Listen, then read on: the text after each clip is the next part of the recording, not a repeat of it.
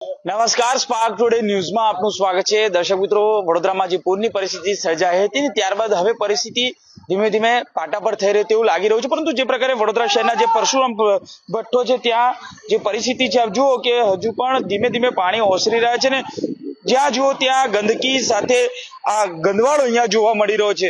આપ જુઓ કે વડોદરા મહાનગરપાલિકાની ટીમની સાથે અમદાવાદ મ્યુનિસિપલ કોર્પોરેશનની ટીમ અને સુરત મહાનગરપાલિકાની ટીમ અહીંયા આવી પહોંચી છે ને સતત તેઓ આ સાફ સફાઈના યુદ્ધના ધોરણે કરવામાં આવી રહ્યું, પરંતુ આ જે પ્રકારે અહીંયા હજુ પણ ગંદવારો જોવા મળી રહ્યો। તો બીજી બાજુ આપ જુઓ કે જ્યાં દુકાનદારો છે દુકાનદારો પણ જે પ્રકારે પરિસ્થિતિમાં જોવા મળી રહ્યા છે કે તમામ દુકાનદારો લગભગ એક દુકાન દીઠ ગણવા જોઈએ તો લાખ રૂપિયાથી વધુ પણ તેઓને નુકસાન વેઠવાનો વારો આવ્યો છે। જે પ્રકારે પરિસ્થિતિ છે કે આ વડોદરા શહેરમાં જુઓ કે તમામ જે દુકાનદાર વેપારીઓ છે તેઓને આ નુકસાન વેઠવાનો વારો આવ્યો છે।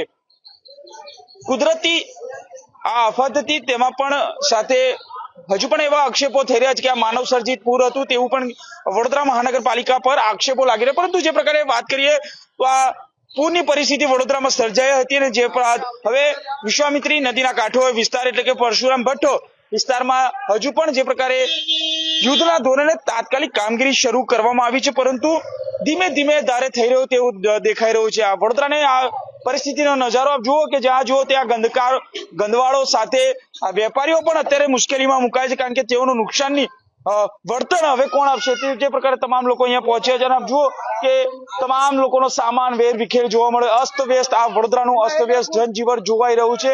તમામ આ દુકાનદારો લગભગ એક નહીં પરંતુ લગભગ 10 થી 15 દુકાનો છે, સાથે આ લાઈનમાં અન્ય લાઈનમાં પણ અનેક દુકાનો આવેલી, તમામને નુકસાન વેઠવાનો વારો છે। હવે સરકાર પાસે તેઓ આશા રાખી રહ્યા છે કે તમામ નુકસાનનું વળતર તેઓ ચૂકે। દુકાનદાર સાથે પણ વાત કરવાનો પ્રયત્ન કરીશું। શું કહેશો, કેટલી ગંદી પરિસ્થિતિ હતી ને અત્યારે શું પરિસ્થિતિ? અરે બહુ ખરાબ પરિસ્થિતિ છે। અમે કઈ ઇન્ફોર્મેશન બી આપી નહીં આ લોકોએ કે એટલું પાણી આવશે। અમે 7 ફૂટ ઉપર સામાન મૂક્યો હતો પણ કઈ નહીં, વ્યર્થ ગયું બધું વ્યર્થ ગયું, બહુ નુકસાન થયું છે। અમે આશા કરી છે, અરે બધું એટલે 1 લાખ 2 લાખ તો વધારે હોય, તો સરકારથી એવું આશા કરે છે કે થોડીક હેલ્પ કરે કોઈ સરકાર પાસે આશા છે, કારણ કે 7 ફૂટ અંદર આ સામાન મૂકવો તેમ છતાં પણ અહીંયા પાણી એટલે કે એક માળ સુધી આ પાણી ભરાતા શું કહેશો, કેટલું નુકસાન થયું? અમારી દુકાન વિશાલ પ્રોવિઝન સ્ટોર આગળ છે, એમાં એટલે અમારો અંદાજ 2019માં પાણી આવ્યો ને એના બી ઉપર અમે મૂકેલું, પણ આ વખત જે પાણી આવ્યું છે એ એટલા સ્પીડથી આવ્યું છે એટલે અડધો કલાકમાં પાણી આખું 10 ફૂટથી ઉપર અમારી દુકાનમાં થઈ ગયું અને 2.5 લાખથી નુકસાન અમારું થયું છે। તો સરકારને દરખાસ્ત છે કે થોડું મદદ કરીએ અને આમ સપને પણ વિચાર્યું હતું કે આ પાણી આટલું? ક્યારે સપનામાં વિચાર્યું નતું, એટલે અમે 2019માં જે પાણી આવેલું ત્યારે બી નુકસાન થયેલું, એના ઉપર અમે મૂકેલું ત્યારે એનાથી વધારે અડધો કલાકમાં પાણી ભરાઈ ગયું છે, અડધો કલાકમાં। જે પ્રકારે પરિસ્થિતિ થયું છે, ફ્રીજ, કાઉન્ટર, કાચના કપાટો બધું નુકસાન થયું છે, એટલે સરકારથી આશા છે કે થોડીક હેલ્પ કરે, જેટલું થાય એટલી આશા રાખી છે। સરકાર હવે આશા રાખી રહ્યા છે કે આ વળતર ચૂકવવામાં આવે, કેશડોલ ચૂકવવાની જાહેરાત તો થઈ છે, પરંતુ હજુ સરકાર જે પ્રકારે સંવેદનશીલની વાતો કરે છે, પરંતુ સરકાર હવે આ તમામ અસરગ્રસ્તોને સહાયતા કરે તેવી માંગ છે। શું માનો છો, જે પ્રકારે 2019 અને 2024માં માત્ર 5 વર્ષમાં જે પ્રકારે આ વખતનું જો વાત કરીએ પૂરની પરિસ્થિતિ જો કે એક માળ સુધી પાણી આવી ગયા, શું માનો છો તંત્રએ અગમચેતીના પગલા રૂપે પહેલા જાણ કરી તો આ પરિસ્થિતિ ના સર્જાય? કોઈએ જાણ કરી જ નથી। એમ જોવા જઈએ ને તો આ બધી ભૂલ તંત્રની છે। તંત્રએ અગાઉ જો દરેકને જાણ કરી હોત, અમે છતાં મીડિયા થ્રુ 1.5 મહિના પહેલા પૂછેલું કે ભાઈ આ નીચલો વિસ્તાર છે, એનો જો કદાચ પાણી ભરાઈ જાય તો એમનો રસ્તો શું, છતાં પણ તંત્રએ કોઈ જવાબ આપ્યો નથી।